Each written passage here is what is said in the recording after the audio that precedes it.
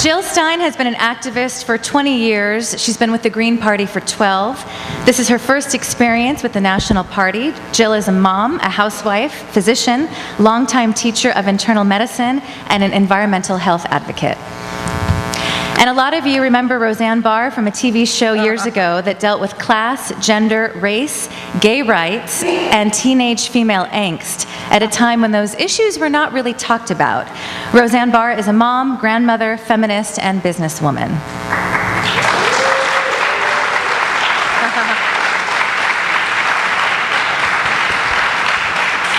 So, Roseanne, why don't you start with your 3-minute opening statement? Well, you've got to give me time to get on it then. Here I go. Are you going to say go or anything? Go ahead. Because I know you're tight on that time. I'm running for president of these United States because I realize that I can fix everything that is wrong with a very simple solution. I can also give common sense direction to those in whom it is lacking, namely those in government. I realize that I care about our country and its people more than I care about bankers and their profits, and that is what is needed in the executive office today. I am who I say I am. I am a decent human being who lives her highest purpose every minute of every day for her family, friends, and neighbors in pursuit of sustainable green and cooperative farming and equitable community, and in service to what I feel is right, which is an end to the system of slavery, war, and usury. I do believe that I am the best person in this country at this time who can make the case for solution-based economics and solution-based small yet efficient government, sustainable permaculture, resource-based barter systems, all in accordance with the well-being of our planet as we make getting food to the hungry our final cause. I call for a common sense revolution that uses common sense language with which to speak of it, to create commonwealth. With micro-lending to girls and women, we can increase the wealth of this country by 200% within 10 years. Growing hemp that will allow us to feed, house, and clothe, as well as create fuel for people for pennies. Wising up is all we have to do, that and love each other. We hear that we must cut all of our social programs so that we can reduce the staggering deficit, but who will suffer more? Children, elderly, poor, the sick, or the bankers who keep compounding the interest on that crushing debt that they hold over our heads? I say let's appeal to the humanity of those to whom we owe this money. China is not our biggest creditor. Bankers like those that comprise the Federal Reserve are our biggest creditors. Why can we not ask for sacrifice from the very top for once? From the wealthiest institutions, instead of asking those who are already struggling to bear the burden. It is time for us to set aside all divisiveness, call ourselves the 100%, and ask the wealthiest corporate citizens among us to step up and put their patriotism above profits and pay their fair share.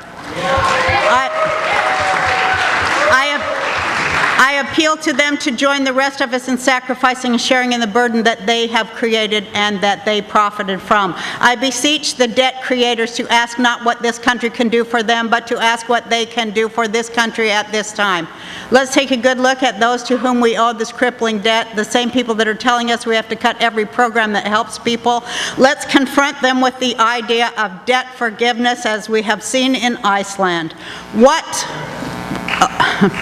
What percentage of debt can the bankers of the Federal Reserve forgive? Can it be increased to 1%? Or will it always remain at 0%? I say, let's give them a chance, the wealthiest Americans, to be our American partners, not our adversaries. For a house divided against itself cannot long stand. Thank you. Thank you.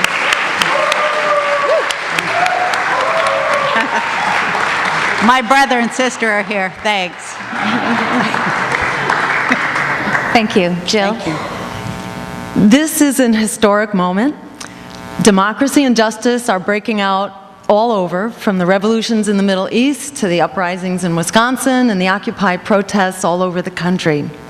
And as democracy is breaking out, people are also breaking away from the establishment parties that have brought us to this breaking point. A breaking point for people, the planet, the economy, and our democracy, and we need to change all that now. And it's both establishment parties that got us here, because on virtually every issue, President Obama has embraced the dangerous policies of George Bush and often gone even further. From the massive bailouts on Wall Street, the layoffs and declining wages for workers, the expanding wars for oil, the debt that's being imposed on an entire generation of students, turning them into indentured servants, the assault on our civil liberties and immigrant rights, the plunder of the environment, and the plunge towards climate catastrophe. But people are rising up in a movement for democracy and justice that's alive and well across America, and our campaign and our party is providing the solutions that that movement is calling for, including an emergency Green New Deal to create 25 million jobs that end unemployment, jumpstart the green economy, and put a halt to climate change.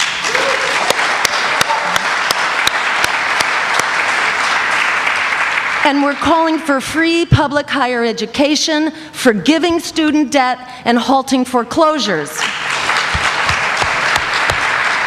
And we'll pay for all of this by bringing the troops home, cutting the bloated military budget, requiring the rich to pay their share of taxes, and by legalizing, taxing, and regulating marijuana and saving trillions through Medicare for all.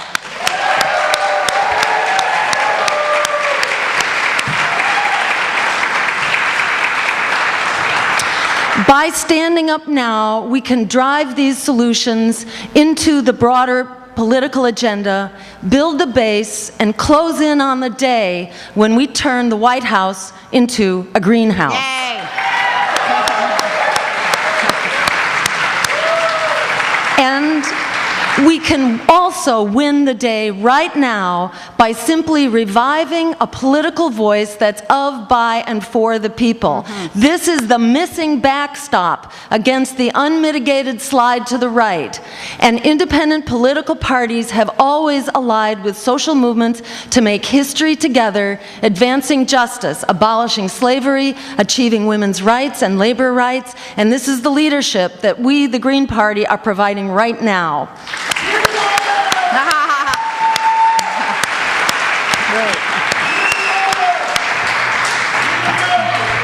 All right, thank you. So again, candidates will have 2 minutes to answer and then 1 minute to respond. So let's dive in and talk about the economy. Roseanne, first question to you. How would you have handled the financial crisis when it first hit? What would have been at the top of your list? Well, it never would have hit if I was the president, because I would have listened to Brooksley Borns and other people who were warning of, the decided downturn and the incredible predator mentality of starting with Ronald Reagan to deregulate anything that had any humanity or empathy or any sympathy or any common sense to it at all. It never would have happened. Just like 911 would have never happened, because I would actually have listened to the intelligence that was provided to me.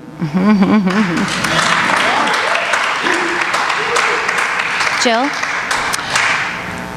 Yeah, well, I want to agree with Roseanne that this crisis was completely preventable, and certainly many economists were warning that it was around the corner.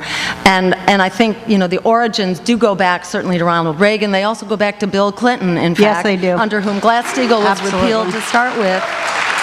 And when the crisis hit, the American people weighed in loud and clear that they did not want to bail out the banks who had caused this problem. So I would have listened to the American people and not bailed out the banks, but instead break up the banks that are too big to fail and are still too big to fail. Regulate derivatives and establish public banks, including state banks, and nationalize the Federal Reserve so we have a policy protecting the American public to start with.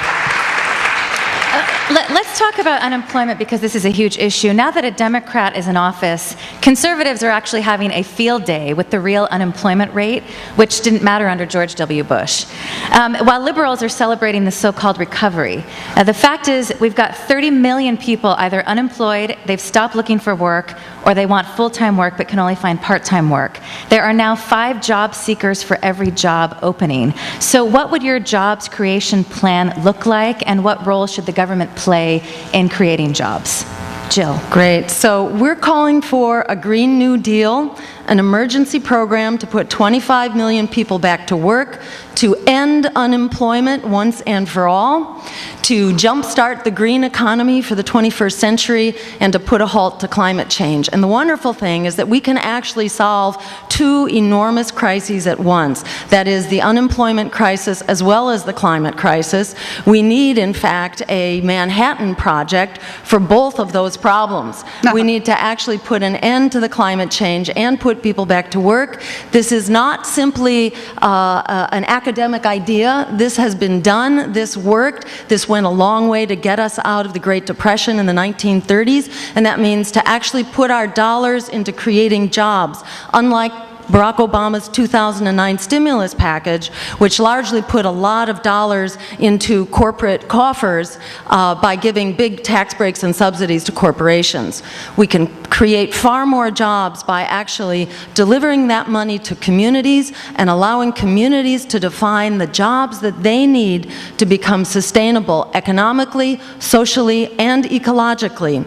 So we're talking about funding jobs in the green sector, meaning jobs in clean manufacturing, renewable energy, sustainable agriculture, and public transportation, including active transportation like biking and safe sidewalks, because Copenhagen did this a few years ago, and 40% of people are actually biking to work, which is the way to really create an infrastructure for health.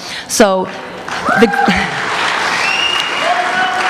the Green New Deal, by the way, is not only good for jobs and the economy and the climate, it's also really good for our health, because when you put together pollution prevention with an active transportation system and local, healthy, affordable, organic food, you've got a true healthcare system, not a sick care system like what we currently have.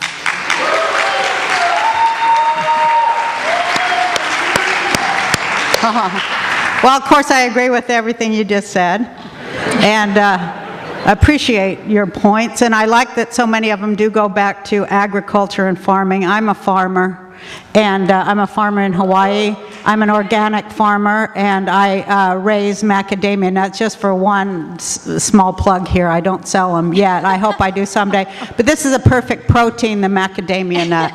It's a perfect protein. It could feed all the starving people in the world and make them healthier, because it has the right kind of fats, has the right kind of everything, perfect protein. And if we got our protein from nuts instead of animals, we would have no global warming.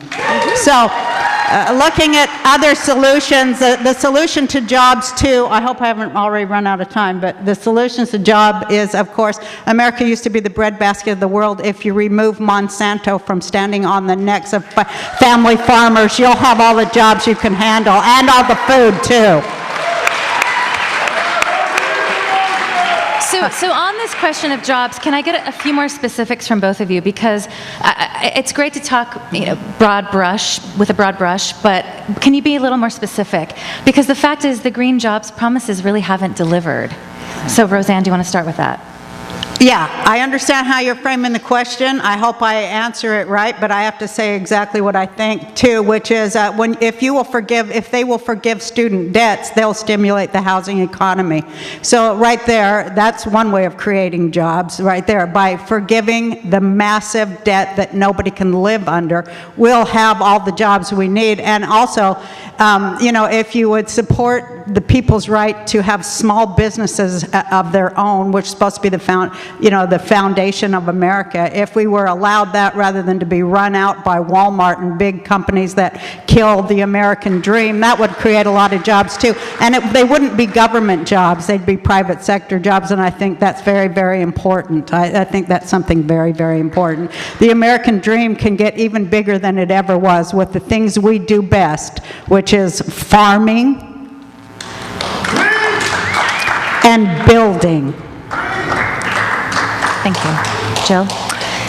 Yeah, We can create 25 million jobs for less than the amount of money that was spent in the first stimulus package, which was Absolutely. about 800 million. And there have been modeling done that suggests we can put those dollars in distributing them diffusely to local communities to decide what they need. So we're talking about both the jobs in the green sector as well as jobs in the social sector. Let's hire back those 300,000 teachers who've been laid off, as a matter of fact. And nurses, childcare, after school, elder care, violence prevention, drug abuse rehabilitation and prevention, and affordable housing construction. We have more vacant homes than we do homeless people in this country. So there are enormous resources that can be put to work, and a good model for this is what recently happened in Germany, where they created a solar sector, subsidized it to get it off the ground and to jumpstart it, and they had to pull back because it was taking off like gangbusters, and they were bringing the price of solar down so quickly and creating so many jobs, they had to, much sooner than expected, withdraw the subsidies from it. So we can jumpstart these businesses and get them going now. And how would you deal with multinational corporations and create jobs that pay living wages and provide benefits? Bloomberg reports that most of the jobs being created are in low-wage sectors. Even highly skilled jobs are now paying less than $20 an hour with no benefits. According to a piece by the Washington Post's Harold Meyerson, the standard wage at Midwestern auto factories has declined from $28 an hour to $15 an hour. And the cap is $19 an hour, regardless of how long you work there. At a new high-tech locomotive plant in Muncie, Indiana, Caterpillar is hiring workers at $12 an hour. These are highly skilled jobs. This is $24,000 a year, no benefits. So productivity is exploding, profits are off the charts, and wages are being lowered. Jill, how would you deal with that? Exactly. And this is why what we have going on right now is not a recovery. That's right. They call it a recovery, but it is not a recovery. This is a recovery of the stock market, of the Dow Jones, a recovery for the 1%. It's been pointed out that 9 out of 10 jobs that are being created right now are low-wage service sector jobs, and the jobs in manufacturing that are coming back have been basically cut to be about the equivalent in terms of their pay and security, which is why in the Green New Deal we are calling for locally controlled jobs that take place within local community-based businesses. We will not be funding multinational or even national level corporations. This is about community-based small businesses and worker cooperatives as well as public works and services.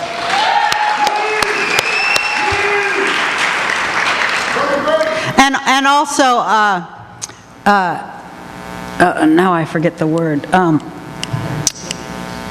Where you put your money, not in a bank, but the community, what is it? Credit unions. Damn, yeah, I'm so old. Yeah, a lot of community credit unions. But you know what? If you nationalized all the profits of the Fed, you wouldn't have any problem anyway. Right? Yeah. If we nationalized all profits over $100 million, all people who make and seize the wealth of people who make and own over $100 million, that would be a really good idea too, I think. Because I don't think people should be able to get away with hoarding the resources while children starve and die of thirst. I think they should be called immoral, and I think that that entire system should be gotten rid of when in the course of human events it becomes necessary to do so, and replaced with a system that actually serves people, not the few at the expense of the many, but the many.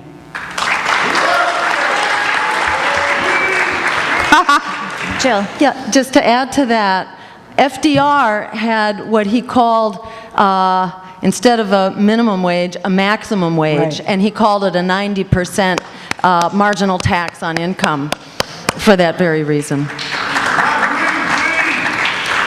I'd like to ask you both about unions. I was going to talk about that too, but... About what? Yeah, I was going to say the good thing about, the race to the bottom is what they call it, where, and basically they're never going to stop either in America until they have labor camps and prisoners working in them for free, because that is their goal, and that is the goal. But we have the power of unions, and this is a time to get back in touch with all of that. We can have worldwide unions. Well, and how do you bring the unions back? Because the reality is they're under 20% in the public and private sector. And you've got profits and dividends up largely because wages are down. According to UC Berkeley, all income growth in the U.S. last year went to the wealthiest 10% of households. 93% went to the wealthiest 1%. You even have a quote from J.P. Morgan Chase Chief Investment Officer Michael Cambalist. He wrote, U.S. labor compensation is now at a 50-year low relative to company sales and GDP. American workers have lost all of their bargaining power. And Harold Meyerson from the Post writes, because of this, quote, employers can serenely blow employees off, and judging by the data, that's exactly what employers are doing. So what would you do to give workers back their bargaining power? And it took 40 years to get here. How would you get us out? Roseanne. Well, I'm glad to say it here in San Francisco, the home of Harvey Milk, who was an idol of mine. And I would do exactly as Harvey Milk suggested, to make a coalition between various groups, all who can be in agreement of at least one thing. And that would be labor and, the Greens, and to encourage people to stand together and actually strike, and actually not cross picket lines, and actually do the things that are necessary to get people back their power. But also, I don't just want to stop there. I want to say we need a new kind of stock market. I can't I got to just say these things too. We need a new kind of stock market, and I do have a plan for that. If you'll read my materials, I do have a plan for a new stock market that is based not on war and death and the sale of weapons and these other things, but actually on greening communities. Who can do it the fastest for these rich gamblers that use all our money in their casinos? Man, they could make 10 times the money they're making, and I appeal to their greed. They could make 10 times, they could be the bigger pigs than they are, and everybody else could get richer too if they would just do the right thing for the right reason at the right time. We'd have a booming stock market. Jill? I think, it's important to see that over the past couple decades, it's been the policies adopted by both Republican and Democratic administrations that have undermined the rights of unions to unionize and made it harder for workers to form and keep unions. And there's many things that can be done. Recently, the Obama administration approved the Federal Aviation Administration, the FAA reauthorization, which made it further difficult for unions in transportation industries to be formed. Likewise, the Obama administration, or I should say the president, abandoned his promise as a candidate to support the Employee Free Choice Act, which would make it much easier to form unions. And under my administration, that will again be a high priority. We also need to go back to the so-called free trade agreements, which, signed under Clinton and extended just in the recent weeks by President Obama, who then extended the free trade agreement to Colombia, a union-destroying country, which creates an even greater race to the bottom between American workers and workers overseas. So, I think above all, we need people in the White House, as well as in all levels of government, who are committed to working people and who will uphold and increase the minimum wage and the sub-minimum wage for tipped workers who are treated as subhuman, I guess, for getting a sub-minimum wage, and to renegotiate the free trade agreements so that they are fair trade agreements, not free for corporate executives. That's true. How would you reform the corporate tax system? There are so many articles out about the corporations that don't pay taxes at the national and local levels. Jill? I think we need to go back to the drawing boards on the whole tax system and start to make it fair and equitable, including in corporate taxes, so that We need to maintain the corporate tax rate, not lower it like Barack Obama is advocating, along with the Republicans. We also need to close corporate loopholes. We need to tax corporate shelters overseas as well, because there are hundreds of billions of dollars that fall through the cracks in these corporate tax havens. But in addition, we need to start taxing capital gains like income. That's where the money really is. And while the president's Buffett rule, a minimum tax on millionaires, is a good idea, that is just scraping the surface of what needs to be done. So we need a truly graduated income tax that increases at higher levels of income in many steps, and particularly to start taxing capital gains. And also, we need to start taxing Wall Street transactions in order to reduce the speculation that's very harmful to our economy as well. Roseanne? Well, I'm thinking about how to wrap my mind around saying that, answering this question, but and I hope I answer it satisfactorily. But I think about like the biggest heist in the history of the world that went on in this country, and nothing's done about that. And I really think that instead of skipping over it, we ought to really take a big, real nice look at the transfer of wealth upward and what that meant and how they did it. And also, we should prosecute every single one of them and retrieve our monies. And we do have laws that would allow that, but yet for some reason, I guess maybe, who knows what they say, the president, Jill, we have to really, who knows? I mean, you could have all the ethics in the world, but once you get in there, who knows what happens, what kind of warnings they give you about getting in line to Wall Street to serve Wall Street interests. But I think that we can together stand up against Wall Street, and that's why I'm thrilled by the Occupy movement and everything that it signifies, because everything filthy and disgusting originates right there on Wall Street, and we don't want it. We want to be done with it. We want fairness, we want laws, and we want our money back. Thank you. And you both support forgiving student debt. Absolutely. Which has hit the $1 trillion mark. It's more than credit card debt. And you know what they're doing? I'm probably out of line, but this makes me mad because a lot of people have told me, well, they can't pay, not only can they not pay their student loan back, but their mom or dad, their family put the house up for their loan, so they're losing their house too, and that's put on the student also. Right. So there is, let's not be blind. Let's look at what is really, really going on in our country. They are locking everything down. And also, just as a side note, this isn't getting much media attention, but 12 California state students are on hunger strike because of increasing tuition fees, student debt, and budget cuts. Let's talk about foreign policy now. Oh, did you want to add something? Go ahead. Yeah, just one other thing about student debt. Sure. What's really disturbing, I mean, in addition to it being $1 trillion more than credit card debt, as you mentioned, students are essentially subsidizing through high tuitions tax breaks for millionaires and billionaires, which have been protected while students have absorbed these incredible cuts, almost $1 billion in cuts since 2008 in California to the public higher education system. And while students are getting hit now, it's been a 300% increase in tuition for students over the last, since '02, I think, in this state. At the same time, we're seeing salaries for the executives, for the CEOs of the universities go up and up and up to the $250 and $350 range. And those salaries are being increased as the students are receiving tuition hikes. So this is absolutely unacceptable. You both believe in bringing the troops home and shutting down military bases around the globe, right? Okay.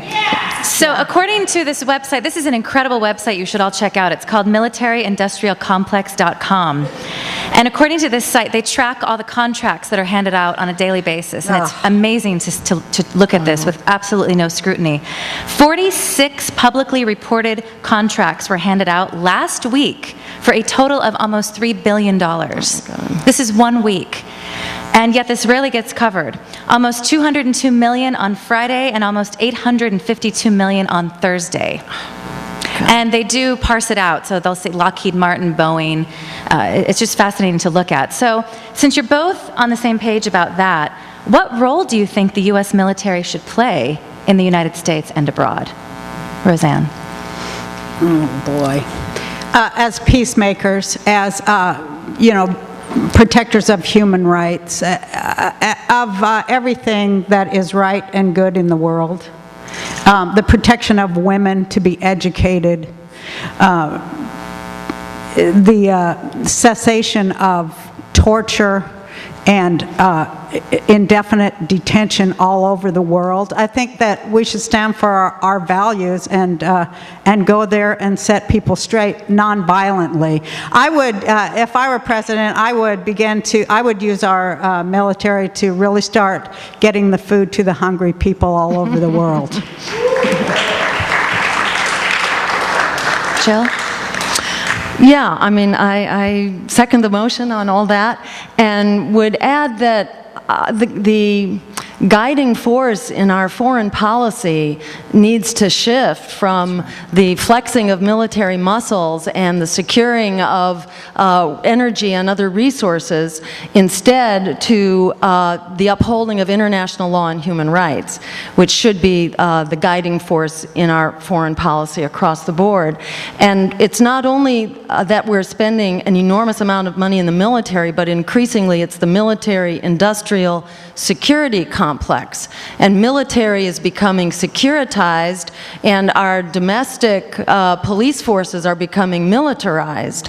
So we need to start shifting the money from this military-industrial security complex to domestic uses. During the Second World War, we transformed car factories into bomber factories. It's time to transform the bomber factories into wind tower, solar, and geothermal factories. I love that. That's good. And on U.S. foreign policy, there's so much going on, we would need 5 hours to really talk about what's happening. But how about an open-ended question to both of you? What concerns you most about U.S. foreign policy, and what would you like to change? What's at the top of your list? Jill?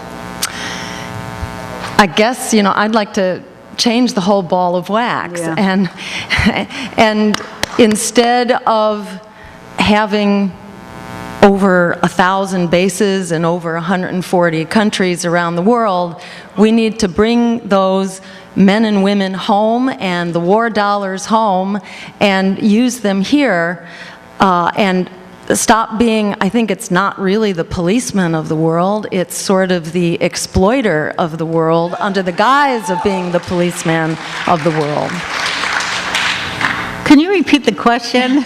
Well, you, for example, have Israel and Palestine on your website. That's one of your top issues. So maybe you want to address that. Well, I could address that, but what was the question before? In terms of what you would like to see changed in U.S. foreign policy, what's at the top of your list? Well, I think that, the Green Party says it best, that, if we were not, willing to sell our souls for oil to drive big honking cars around and go nowhere, and instead we created green communities, sustainable communities where you could ride your bike to work and create wealth, that'd really be good, and maybe the military could help with that. But it's also called the prison military-industrial complex, and I want to say that because privatizing prisons and then locking up citizens, that's going to be the new jobs they give to Americans, is holding a gun on your neighbor while that neighbor does free labor for corporations. So it's so screwed that, we're going to have to completely stop and start over again from the bottom to the top. But I did want to answer about Israel-Palestine. As I say about Israel-Palestine, and because I'm a Jew, I'm a Jewish woman, and I know you are too.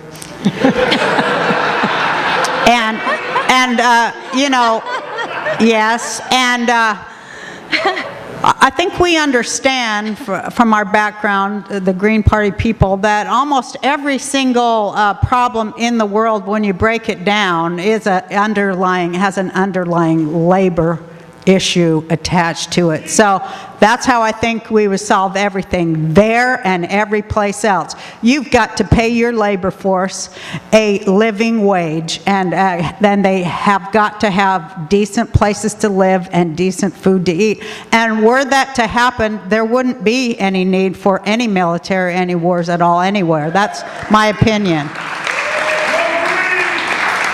All right. But I mean, I got a lot of other things to say, but I know I don't have time. Yeah, okay. And Don Belcher is going to come up in just a minute to ask about a healthcare question. But first, let's talk about the environment.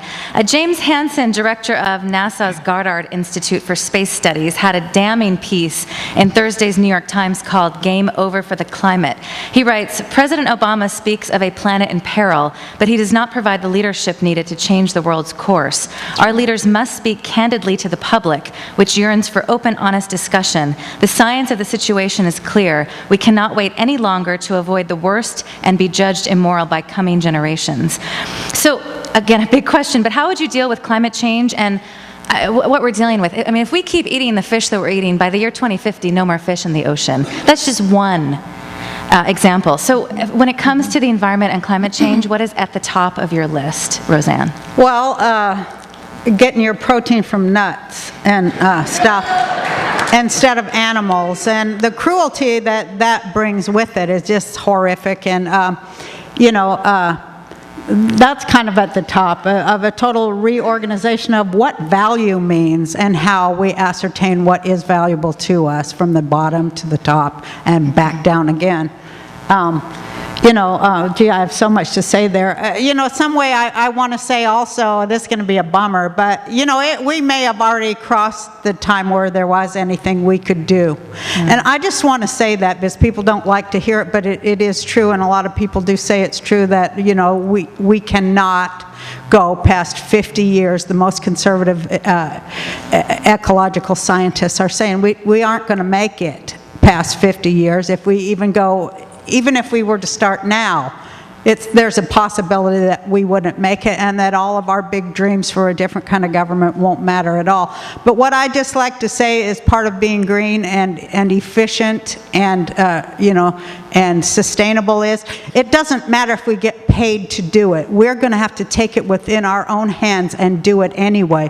And we have to survive by helping each other, by making networks, even if we're not getting paid, even if we're not making money, we still have to do it because we have to survive and we have to put our heads to the fact that there may be food shortages, there may be no water. These things are coming to America, and I believe they're coming after the next election. I think they're playing with us to put it off, the things they have planned for us, mass arrests and all other kinds of things of the homeless and people, the unemployed. I'm telling you that we got to get another plan that works and that is not money dependent and is resource based. We need barter, and we need it now.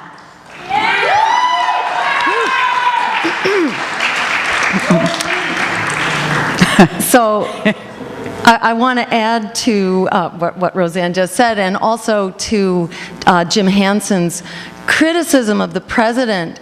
He's not only, not walking the walk, and he is to some degree talking the talk, but he is not only not walking the walk, well, actually, he's walking the walk in the wrong direction, is what he's doing.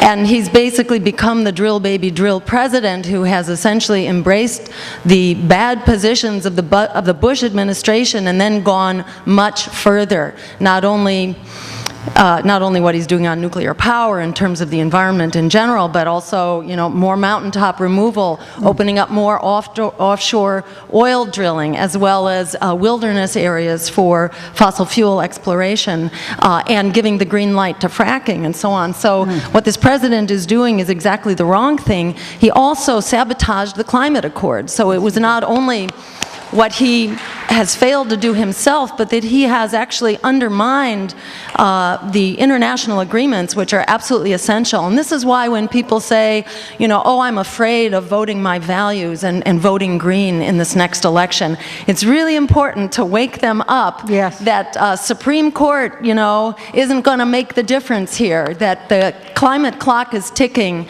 and we need to not just vote with our feet, we also need to vote with our vote, to live green and vote green, starting now. And on day one of my administration, if I were honored to serve, I would, one, clean house in the White House and get out Michael Taylor and the likes of Monsanto and Tom Vilsack, who have enormous influence in high places.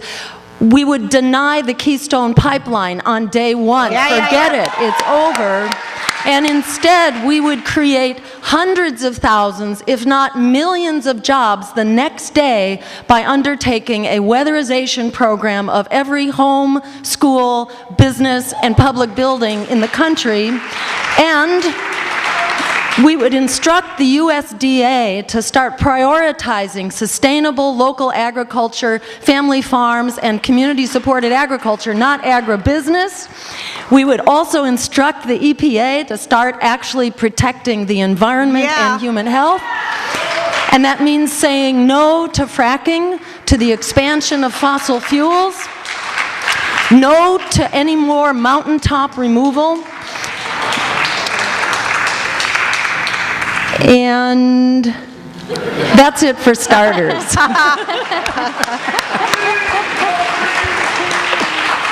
All right, our next question comes from Don Belcher with Single Payer Now. Single payer. Thank you. And thank you both for stepping forward as spokespeople for the 99%. Thank you both. So my question is about Medicare for All, or single-payer health care. I assume you both support this, and the Green Party is part of their platform. But the tough part of winning Medicare for All in this country is not in a room like this or on a campus winning a debate. The tough part is getting a hold of the microphone to win more of the American public over to this position, to get the insurance companies out of health care and to have a great health care program for everybody, like all the other industrialized nations. So how will you use, my question is, how will you use your campaign to win more millions of people over to the position that we need a national health care system minus the insurance companies, or it's Medicare for All or single payer, those terms? How will you use your campaign to get out to the millions of people? Thank you.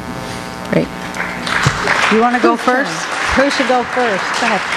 Well, I really and truly believe that we're the American people given the facts and the correct data in a plain spoken way that didn't come from insurance company lawyers, they would easily ascertain what is happening to them, and already they don't like it anyway. And so maybe we'd have to change some wording and call it, maybe call it peopleism or something, to remove the curse of all the stuff that the right has put on the words universal single-payer health care. Or maybe we wouldn't. But definitely we could just go out and present the facts and the cost.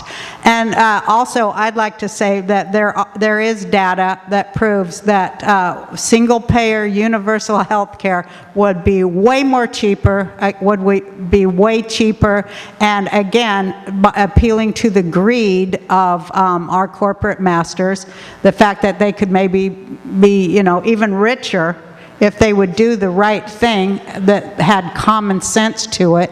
And I would make that my goal, to talk about how things can be done more efficiently and cheaper and make the rich even richer.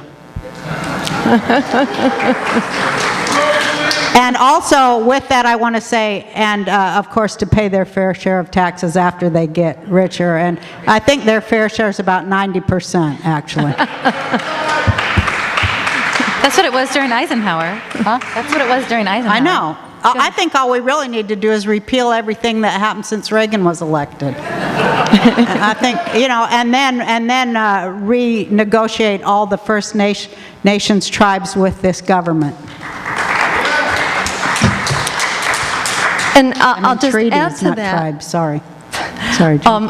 I'll add to that actually polls, in fact, show that the American public already supports single-payer Medicare for all by large majorities.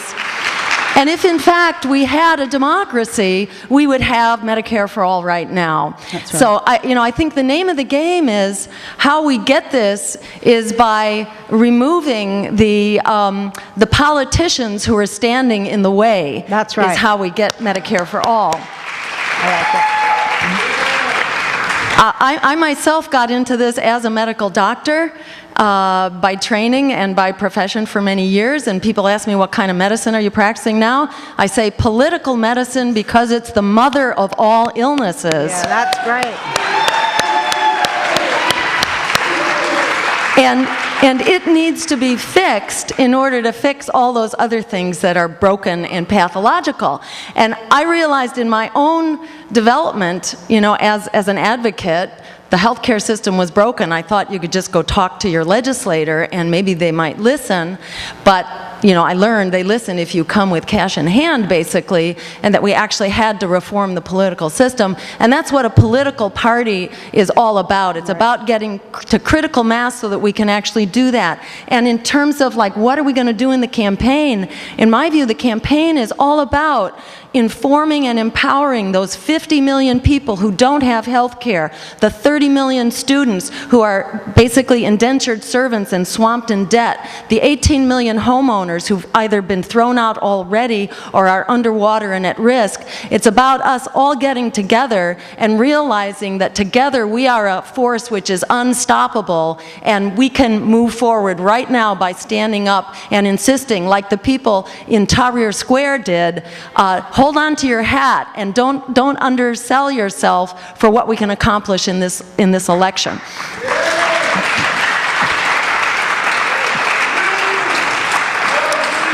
So we have just a couple more minutes before you take your questions, so please make sure you write them on a card, and we will be picking them up. I want to ask you both about the war on women. According to the Guttmacher Institute, in the first 3 months of this year, 45 legislatures around the country introduced 944 bills related to reproductive health and reproductive rights. Half of these provisions would restrict abortion access.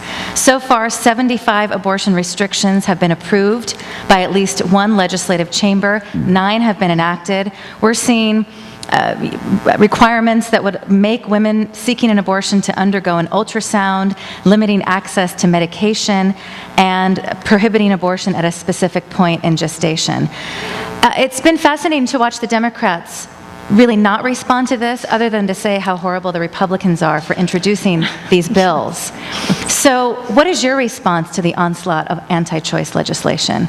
And how would you kind of bring the women's movement together, because it is so closely tied to the Democratic Party? Jill. Yes, and in fact, traditionally it has been, which is why this new grassroots organization that's emerged basically through Facebook, called Women Unite Against Women, is really a very exciting development, and it's as if the women's movement has just woken up again. I was actually at a demonstration in Columbia, South Carolina, about 2 weeks ago, that was held by Women Unite Against the War against women. And in the past, I've run for office many times, and it used to be if you showed up for a rally, it was, oh, thank you for coming, but we can't have you speak, because that would be partisan. But in this race, it's like, the rebellion is in full swing now, and including out there in the women's movement. And in that event, like just about every other event I've been to in the last several months, it's not just come to our rally, but it's like headline our rally and tell it like it is, and let the American people know that they don't have to put up with this, that we actually have choices. So it was really wonderful to me to see that this national network of women is emerging, and that they were really happy to have a Green there standing up and saying what we need to do for women's health and for women's economic security. And that this sellout that the Democrats and Obama have done, pretending that it's a choice between religion and reproductive health, is outrageous, because what they basically did was concede on the principle and say that religion trumped trumped women's health, but in fact, it was the religion of the employer trumping the religion of the employee. It was your boss's religion telling you, maybe your religion as an employee was that you need to take good care of your family and not have more children than you can take care of. So this was a real conflating of workers' rights and women's right to health care and to full reproductive rights with labor justice issues. And we would stand up on that and not yield. And we wouldn't take Plan B off the shelf like President Obama also did in yielding to the religious right as well. And the real solution here is to have a Medicare for all system that doesn't separate out your reproductive health from the rest of you. We come as a package and we need to be cared for in our entirety. We have a right to health care. Well, I agree with everything you said. There's just so much here. I can't even begin to tackle it in 2 minutes. It makes me mad, though, to hear that the Democratic Party given any credit that I don't think they deserve at all. When they, seriously, when they chose Barack Obama over Hillary Clinton, they purged the feminists from the Democratic Party, which created a backlash, which brought us to Palin. So, F them. I'm saying right now, patriarchy needs to go. It's obsolete, and all the politics around it are ridiculous, hateful, obsolete. It's a bully state, and it's a rape state, too. And women were not just targeted for not having any reproductive rights, but their right to education and their right to their own wealth and to own homes is under attack. You know why? Because it's just easier. It's easy as taking candy from a baby for these guys. And they thought not even 2 seconds about it. They go where the money is and they take it. And they, at the same time, introduce a thing called peasant insurance. So not only is the employer deciding what he wants to do with your body, if he wants to stick something up your vagina, he's got all the rights in the world because the laws are written for the predators in this country. But, and they have been purposely rewritten for the predators. And, it is to take women down from, to dumb down and mind control women and remove our rights and everything else that they can get away from us, because they get paid when we lose it. And that's how this system works, and how people at the top profit, by thieving and robbing women and children, widows and orphans, and pocketing into private hands public money. So not only is this all happening to women, but women are also bearing the brunt of the pleasure and the privilege of having that done to them. They're bearing the cost of it too. And it makes me very angry.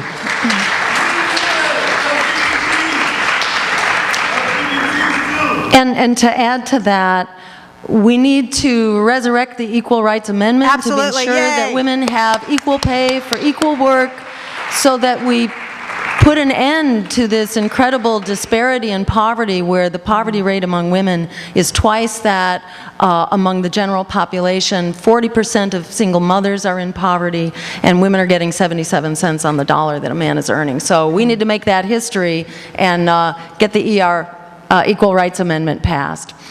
I didn't get to complete my thought there, but I was going to say, it's so crazy how power is coalesced in about 1,252 hands of individuals in this country, billionaires around the world, that decide everything. But when they gave themselves the right to collect insurance when their employees die, called peasant insurance, they insured a whole class of baby boomer women, and they get paid every time one of us checks out from the various poisons that we're fed daily.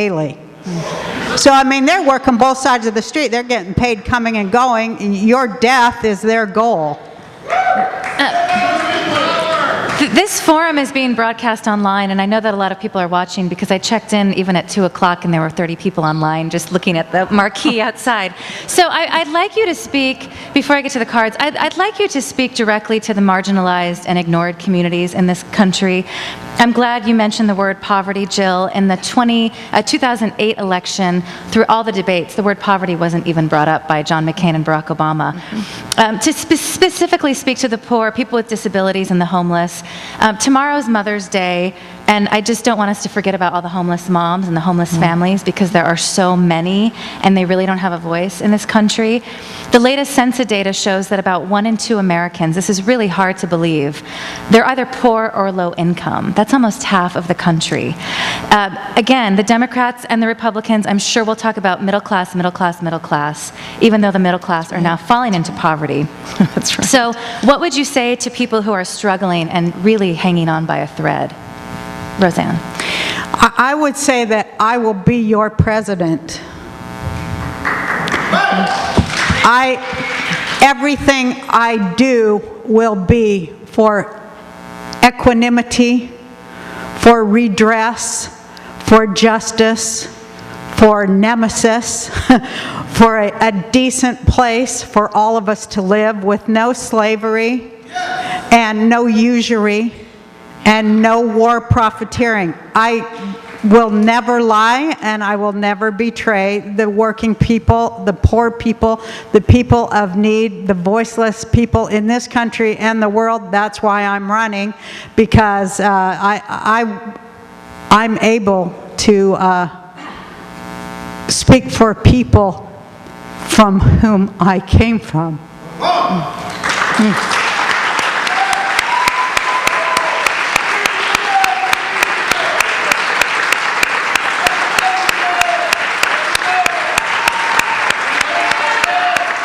And I'll fight hard too, believe me. I have balls bigger than anybody, and I'll say exactly what needs to be said right to the face of the person that needs to hear it, and I'll do it wisely and compassionately too.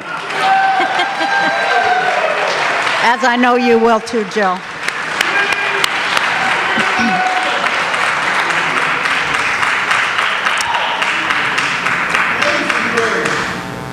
Well said, Roseanne. And I'll just add to that when they say that there's no money for the homeless, for the impoverished, for the disabled, for our students who are up to their eyeballs in debt, when they say there's no money, what they really mean is there's no money for you, because there's trillions of dollars that are being squandered every year in wars, Wall Street bailouts, and tax breaks for the wealthy. So in this election, we want you to know that there is money for you, and let's get together and make sure that it is redistributed back to you, because it has been stolen from you. Absolutely.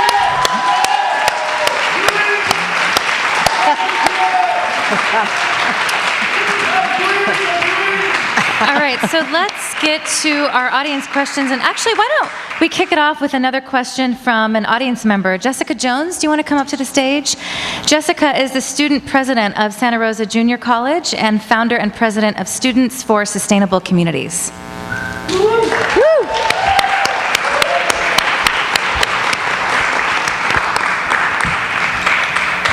Thank you. So my question revolves around the Kyoto Protocol, which expires this year. And I'd like to throw out, how do we unite and bring international actors together to address climate change? What's the next step once the Kyoto expires?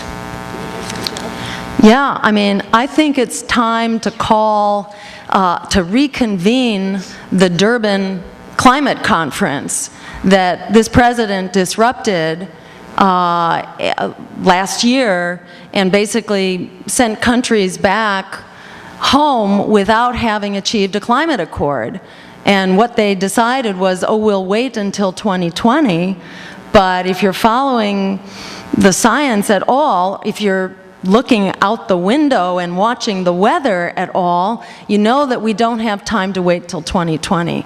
So yeah, I mean, I think we need to reconvene and establish an international accord, and I think we need to lead in the right direction by adopting a real climate strategy for this country. And that means nothing less than a Manhattan Project, a Marshall Plan for emergently greening our economy, creating those 25 million jobs, which will essentially accomplish that, and let's start to go carbon neutral ourselves as quickly as possible, hopefully within the next 10 years, and then we have a real moral authority to actually galvanize the rest of the world to do the same.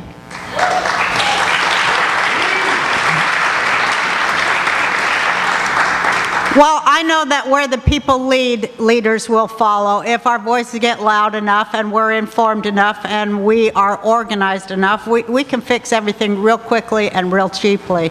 And I think that the more we know that, the faster we're going to get there. And I think, like I said before, we need to stop, admit that none of this stuff worked. It never will work. It's set up and fixed so it doesn't work. We need to look at this whole system, and I would like to say, man, we shouldn't even call it the United States of America. It should be called the Electoral College. We need to start there and be able to elect our presidents and our representatives. And I think that by putting Greens in every single branch of every kind of office from coast to coast, from school board on up, in the next election, which should be our goal, we're going to see a lot of things change when people step up to their responsibility, including all of the people here. Step up to your responsibility and, you know, make your voices heard, that we don't want to live this way. We want to stop and start over with a system that is functional for the many and not the few. Related question about the Green Party, a couple different questions. Is the Green Party a viable national party? I also wanted to know what's your strategy for growing the party, especially at the grassroots level. There are 133 Green office holders across the country. How will you make the party relevant? And another audience question, how will you break through the wall the media has erected to keep out third-party voices? Roseanne?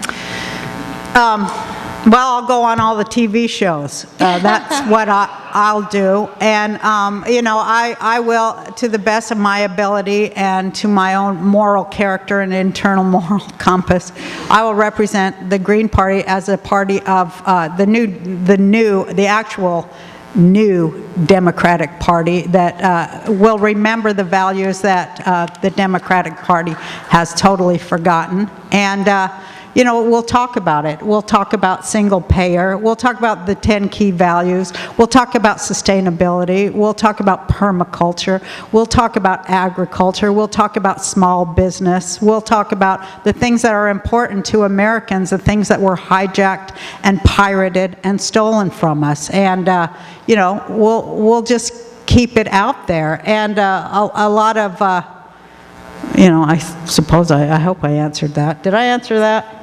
Yes, actually, I wanted to follow up. You announced on Jay Leno's show, is that right? Yes, I announced on the Jay Leno show that I was running for president, but I also, I first announced that I was running for president in 1998.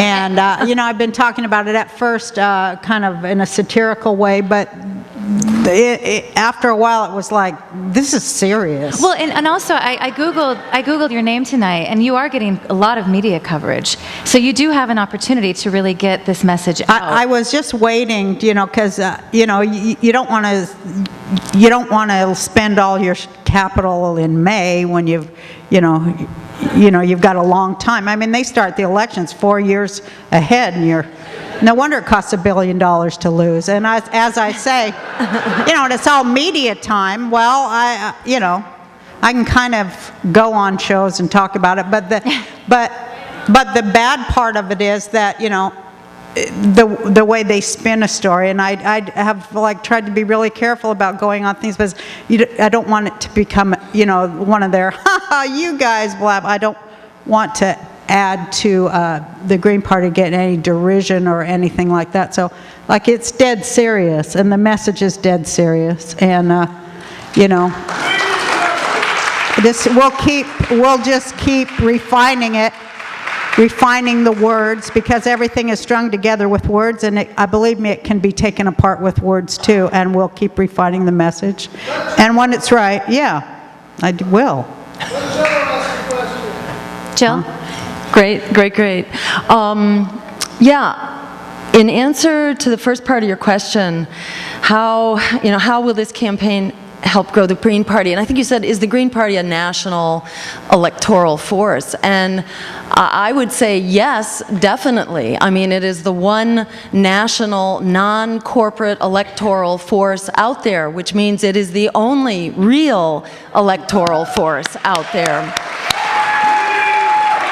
And it's easy to point out, you know, as I say, the cup is 10% empty or it's 90% full, depending on how you look at it. And yes, the Green Party is a small party.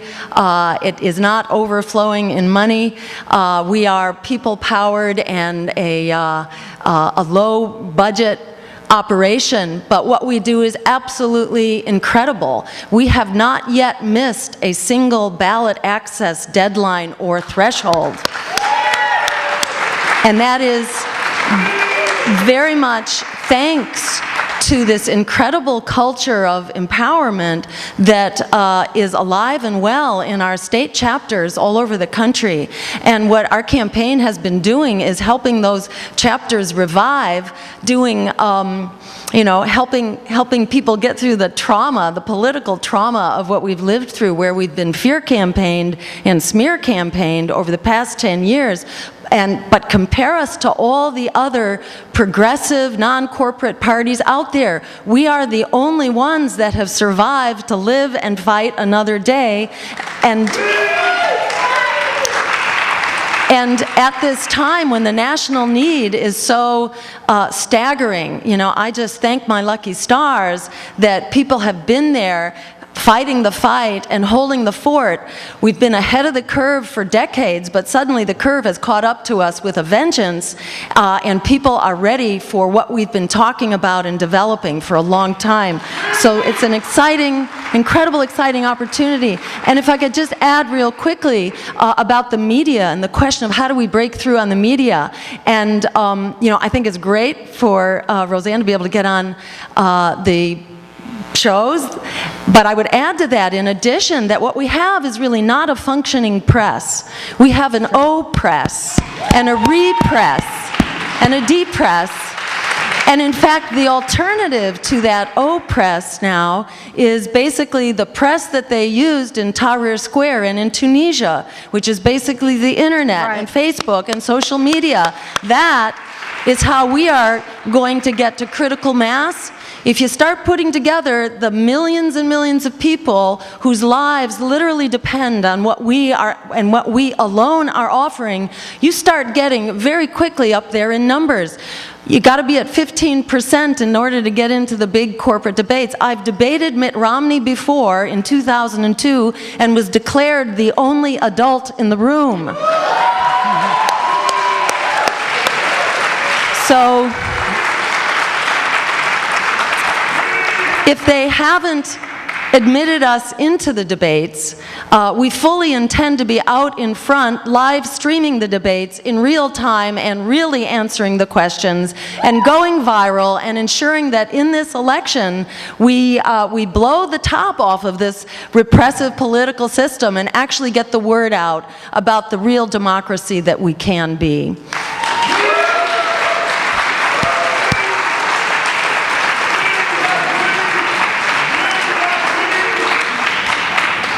And we have our next question from another member of the audience, Jello Biafra, who is former candidate for the Green Party's presidential nomination.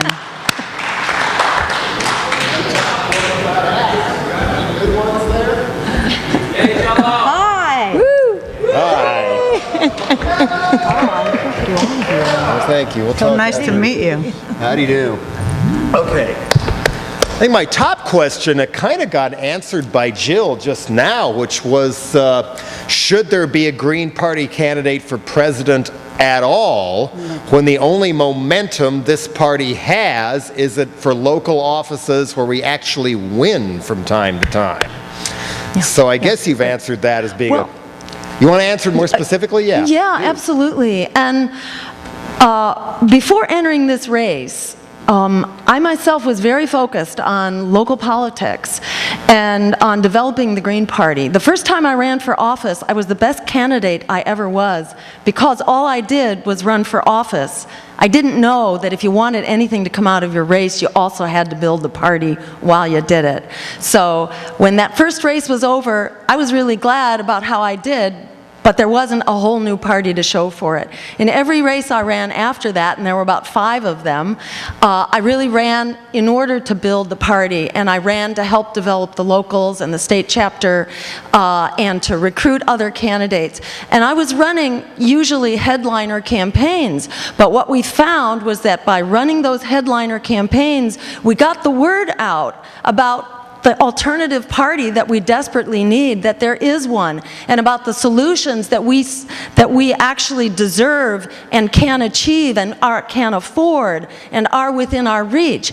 And it totally transformed the party, and over the course of 10 years, we went from being a very small and rather marginal party to where in our most recent race, we came within 200 votes of actually winning a seat in the Massachusetts legislature, and we had all the endorsements of all the progressive groups that usually vote Democratic, because we completely changed the public perception of what the party was about. So I realized that if we did that at the state level, we could also do that at the national level, and that clock is ticking. We don't have time to spare. We need to do it now nationally because we can't afford to sit this one out while we plunge over the cliff into the abyss. Thank you.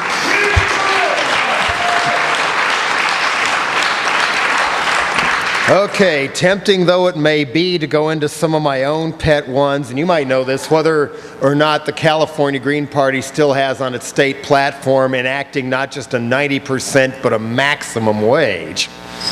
You know, I would say, well, originally I would say 100 grand, we'll up it to 200 grand. You can live pretty good.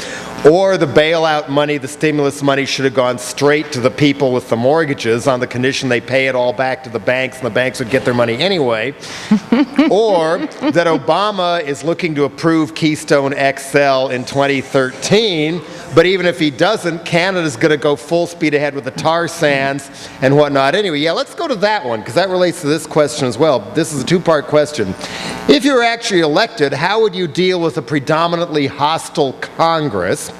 And considering everybody from Canada to China is, you know, determined to go ahead with tar sands and so much coal dust from Chinese factories, I have to wipe it off the windshield of my car, which is in a garage periodically in this town.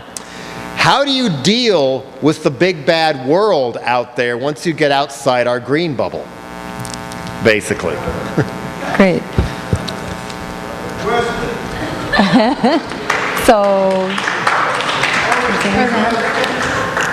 Well, I'm sorry I didn't get a chance to respond to the question about is the Green Party a national party and all that, but you know, I'll save that for another time. I just want to say that I think it's really important that we be very succinct and careful with the message that we send forth, that we take more votes from Romney than we do from Obama, and I think that's imperative that people know that about us. Otherwise, I don't think that we will broaden our base. So I wanted to say that. How I would handle things, I would just talk intelligently and calmly to the people involved. I want to toot my horn a little bit and say that I, and I alone, convinced a whole gaggle of Republican and conservative television executives that it was indeed a good idea to introduce gay characters on television during the family hour. And I did a lot more than that too, and the fact is that speaking directly to people in an intelligent manner with data and fact is how I would do everything. And also I would be able to search and hire a much better and higher class of advisors. So once again, I think just common sense will fix everything. When everything's out in the open and people think they're going to be exposed for being corrupt, I think they change very quickly. So, first question about how to deal with hostile Congress. Yeah, I mean, in many ways, the Green Party, the Green Rainbow Party in Massachusetts, has been struggling with that at the state level as well, although we haven't been in positions of power, but even from the outside, we have been grappling with this. And I have to say that there are some really good strategies out there. And to summarize, what I would say is that the president should not simply be the, quote, commander-in-chief. The president should be the organizer-in-chief and ensure that the public is informed and empowered to be weighing in real time about the bills that are actually coming up. Because if the public were in charge, we would be passing our entire agenda.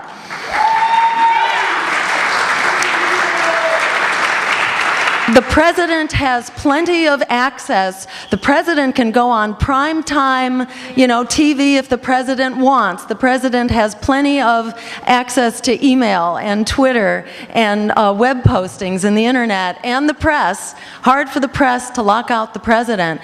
The president can be blowing the whistle on the waste, fraud, and abuse in Congress and actually promoting the bills that need to be passed.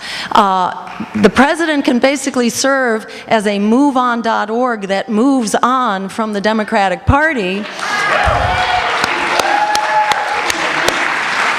and starts to actually push the agenda that we need. And in terms of dealing with the big bad world out there, I would say same strategies apply, and it's the same sort of 1% against the 99% all around the world.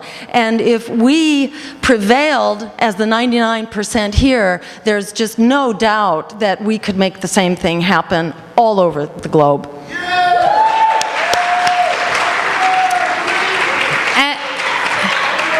And on that note, a question from the audience: do you support the Occupy movement? And as summer is upon us, the movement is getting ready to really get back into the streets. And I think we're going to see major crackdowns, because we actually did a show about the militarization of police forces. So how do you think the movement should respond to that? And what is really, in your mind, effective activism, Jill? Yes. I think that the brutal suppression of the Occupy movement and the violation of our free speech rights, our right to protest and to demonstrate for redress of grievances, is really a threat to not just the Occupy movement, to us all. And we all need to be mobilizing in this race and out in the streets to ensure that we protect our constitutional rights. And we not give a pass to this president who has actually been leading the charge against our constitutional rights on indefinite detentions, on the assassination of U.S. citizens and their children, for that matter, and the criminalization of protest. In terms of approaching the Occupy movement, I've probably been to 25 Occupy sites, at least, I would say, in every state that I've been to, in every city.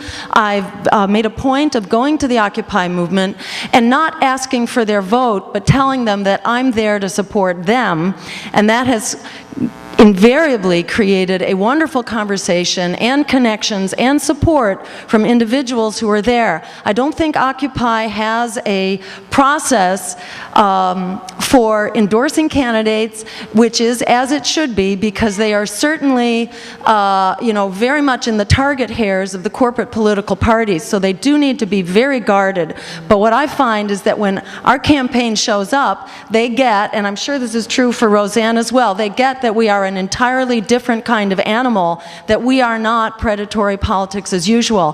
Throughout the history of social movements, it's always been the collaboration of social movements together with independent electoral parties, independent political parties, the Liberty Party during abolition, the Women's Party for the women's right to vote, the socialist, labor, and progressive parties for the right to unionize and 40-hour work week and safe workplaces. It's always been this collaboration that has made history, and small parties help articulate the agenda, the solutions, and put those demands, force and drive those demands into broader public discourse, because as Frederick Douglass said, power concedes nothing without a demand. It never has, it never will. That is what our party and that is what our campaigns are all about, is moving those demands, those solutions into the public dialogue so that they take on a life of their own and they will be unstoppable. So we remind the Occupy movement, be out there and vote with your feet, but also vote with your vote. Don't raise the white flag of surrender over the voting booth. Thank you.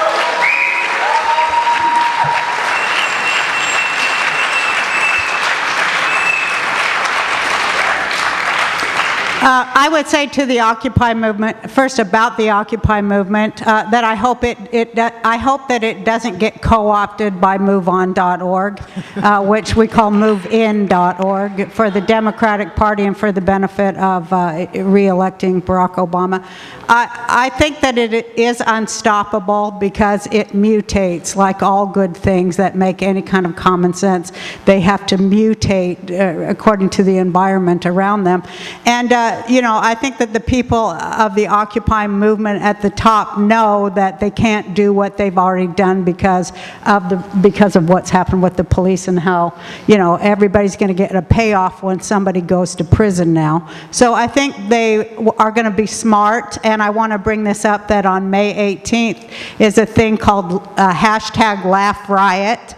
And, I think it's going to be great that they are doing creative and new things that aren't like on the usual grid of social protest and social movements. But there's going to be on May 18th, and I'm very excited about it, being a comedian, and I say the only serious comedian in this presidential race. There's going to be this Laugh Riot Day, and it's going to be so cool because everybody's going to be encouraged to laugh this government and all other governments to scorn, and I think it's going to be great. And dance the night away and just have joy and fun and all the other things that are so abhorrent to the people with their feet on our necks. All right, we have just about 9 minutes left, and I want to try to get through all these questions, so I'll put them in sections. Oh. Go to Twitter, hashtag Laugh Riot. Laugh Riot, okay. One question, can you comment on the war on drugs in the U.S. and Latin America? How will you combat using prisons to hold people without charge? What is your position on capital punishment? Here in California, we are going to vote to overturn the death penalty in November.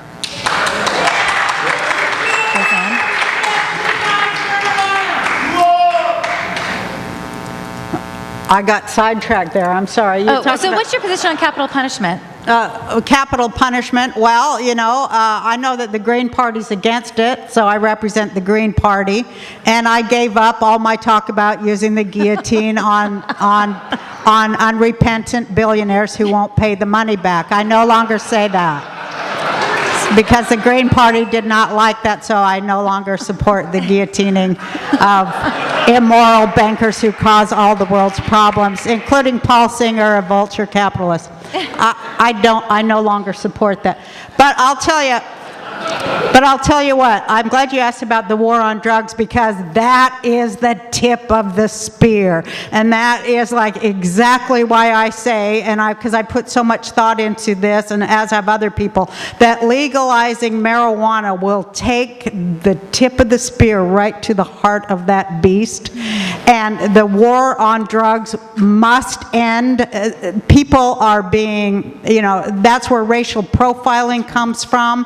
That's where privatized prison labor comes from. That's where racism on the street of New York that arrests teenagers for having a joint, especially African American teenagers and Latino teenagers here. This is how they have brought fascism to our country, is through their war on drugs.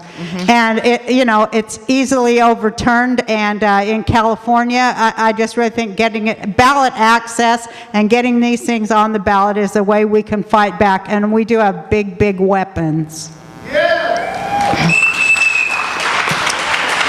Was that all the? Okay, good. Agree with all that.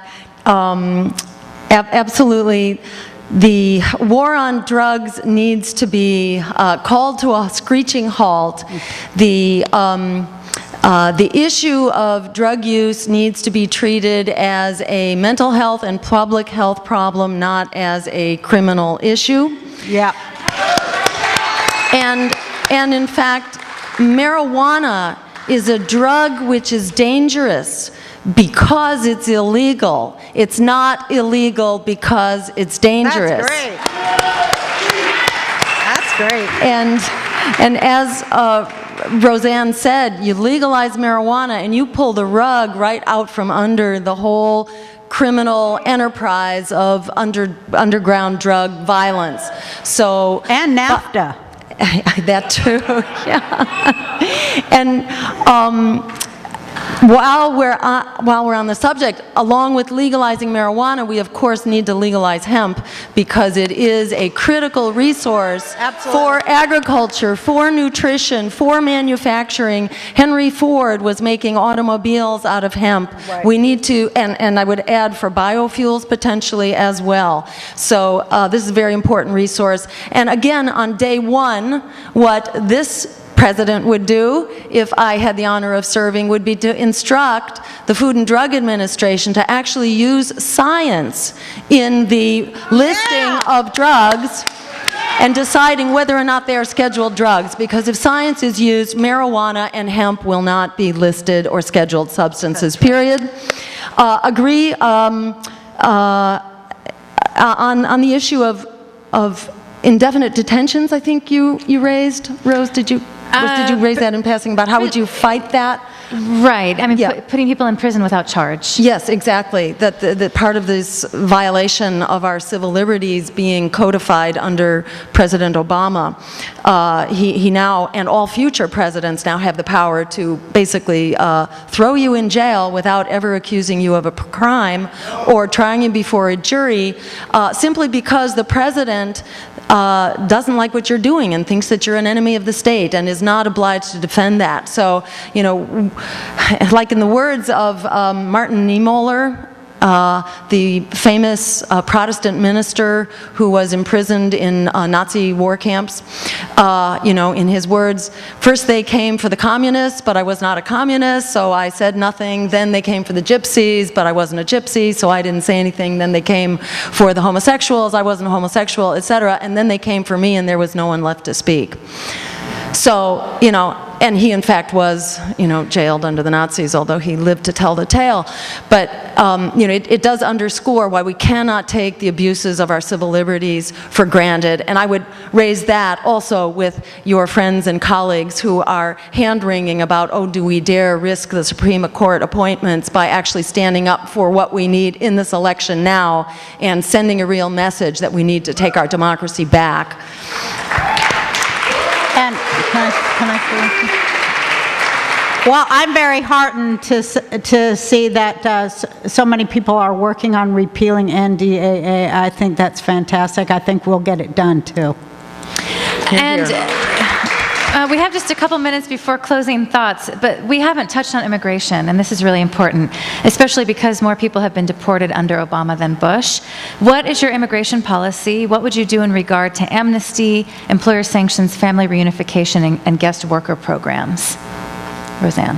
Well, I think it's a big, big subject, and of course, I used to have some jokes about it, saying Mexicans sneaking into what used to be their country. It's huge, and it needs, like everything else, a huge overhaul from top to bottom. But, they say now that a lot of people aren't sneaking into the United States too much anymore since there are no jobs here. And they say maybe Americans, maybe that wall is to keep us in. And they say maybe we'll be scaling it to get to the jobs in Mexico. So, I just think you got to look at all angles for that. But yes, the people who live and work here deserve our respect for getting for doing the jobs that actually make this country go. And I want to say, I don't know where the rich would be without the working poor, but they definitely owe them thanks and respect and equal rights under the law, not as we have now.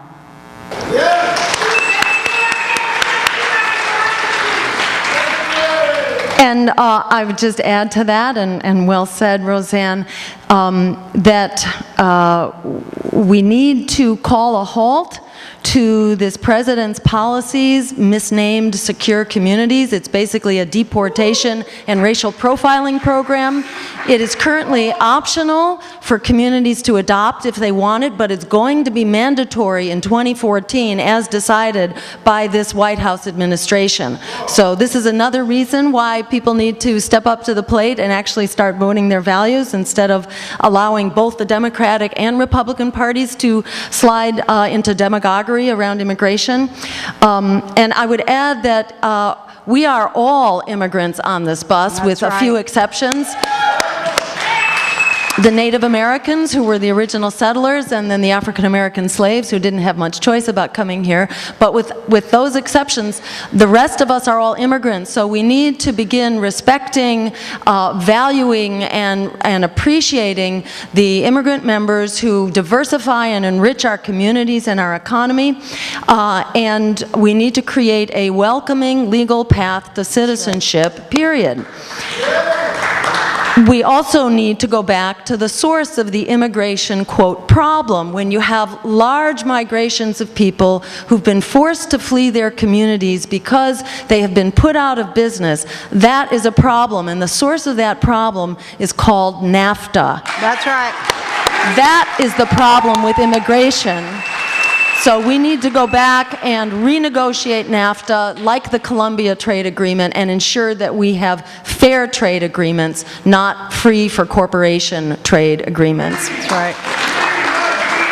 And speaking of Native Americans, the UN just finished a 2-week fact-finding trip to Indian reservations and concluded that the U.S. government should give back stolen land to Native Americans.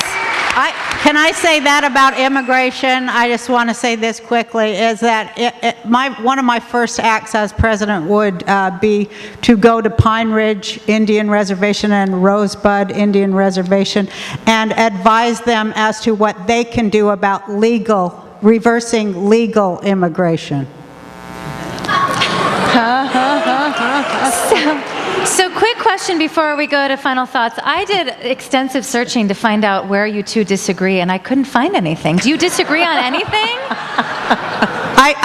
I'll go first. Well, maybe we disagree on who goes first, but I have so much respect for you, and listening to you is wonderful. Everything you say, I totally agree with, and I'm proud to sit here beside you. I'd like to talk to you further about what we can do to get a broader base of this party and how we can.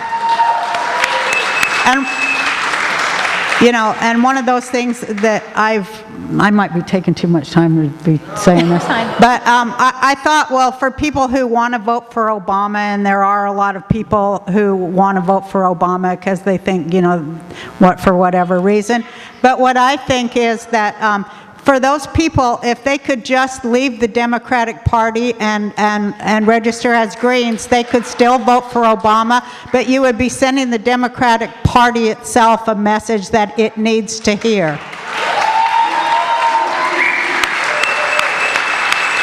Jill? We're actually really unstoppable. I can really feel it, can't you?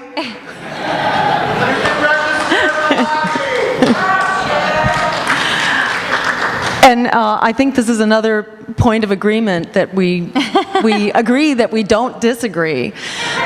And I would just add that, yeah, I mean, when people say to me, what do you think about Roseanne running in this race? I say, I think we need more celebrities and people of means and reputation to be following in Roseanne's footsteps. How about that? Thank you.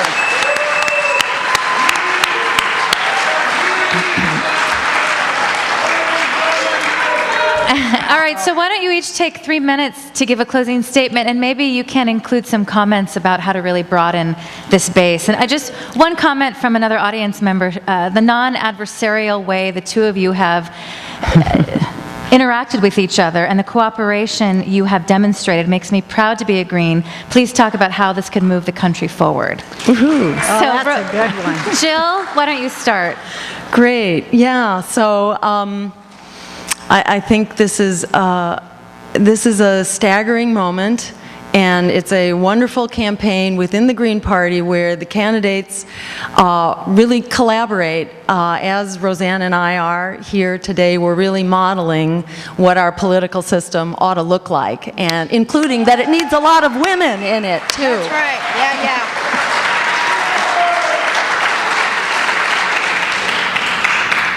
And you know, I think one of the ways, well, seems to me the biggest way that we actually enlarge the party and enlarge this campaign is by paying attention to a famous quote, which was that the biggest way people give up power is by not knowing they have it to start with. That was Alice Walker who said that. And I think there are so many people out there right now who are really hurting for what we have to offer on stopping home foreclosures, on providing health care as a human right, on providing employment as a human economic right so that everyone has a job, a living wage, community-based job that makes our communities healthier, stopping the wars and bringing our war budget home. You know, this is a win-win for the American people. A lot of people have been afraid to stand up and vote for it, afraid to stand up as Greens, afraid to actually break away from the establishment parties, and that didn't happen by coincidence. You know, this has been the product of a fear campaign that has been just drummed into the American public, certainly for the past decade, intensively since the 2000 election, but even before then. And I think it's a really incredible opportunity right now to point people to the record and what has come of this politics of fear, this feeling that you got to vote for the lesser evil or something terrible will happen. We've seen after 10 years where people bought into that lock, stock, and barrel that silence is not an effective political strategy. Surprise, surprise. And that the politics of fear, in fact, has brought us everything that we were afraid of and to be quiet in order to avoid. We've gotten it in spades. So I think how we make the party, in fact, bigger is by, number one, reaching out to your contacts, your networks, get on Facebook, get on the internet, get the word out, let's go viral. I would encourage you to go to my website, jillstein.org. If you sign up to be a volunteer, you'll get the newsletter. The newsletter is substantive. It's about the issues. It's about Bradley Manning. It's about jobs. It's about ending the drone warfare. You know, it's the stuff that people are concerned about and talking about. You can use that letter to get the word out. I think this race is just a staggering opportunity to turn a breaking point into a tipping point and to take back our democracy and the peaceful, just, green future we deserve. So let's make it happen, and let's do it together. I urge you to go to my website, and we can be a powerful, unstoppable force together. Thank you.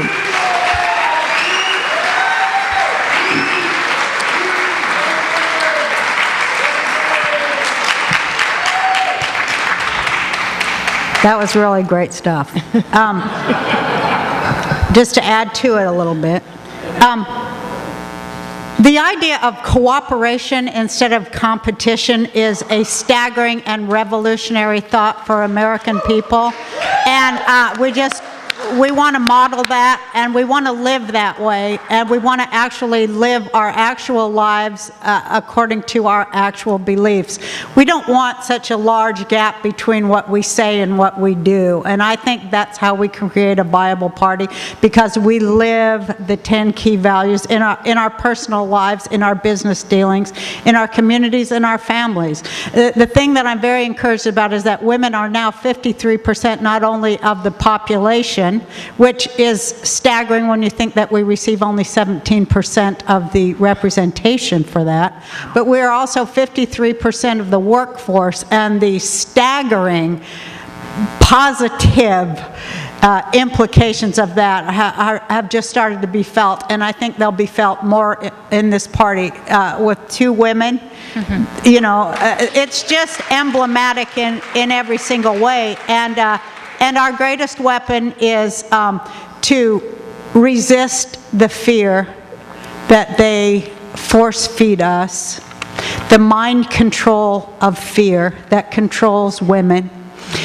All we have to do is just be present to each other, discuss things in a civil manner, and be love. And I think that's all we really have to do. Yeah. I think failure is impossible, in the words of Susan B. Anthony. So just a couple important dates. The California primary is on June 6th, and this is significant because California has the most delegates. June 5th. And then the Green Party will choose its nominee at its July 12th convention in Baltimore. And I just got a note from Jello, and he says, President Obama will win California anyway, so vote green. Yay! So join me in thanking Jill Stein and Roseanne Barr, and thank you all for coming. Thank you. And thank you, Rose, for a beautiful job of emceeing. Let's hear it for Rose. Thanks to everybody for your intelligence and for being here.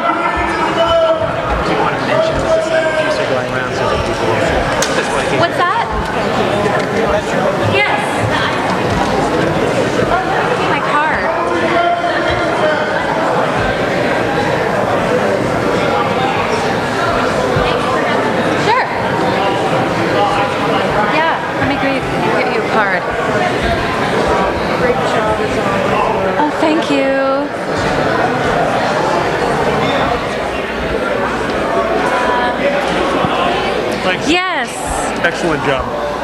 Oh, thank you. Thank you. Thank you so much.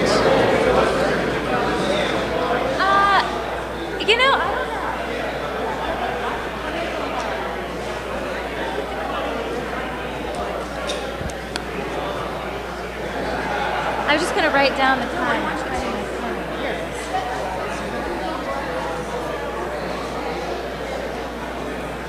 Okay, there you go.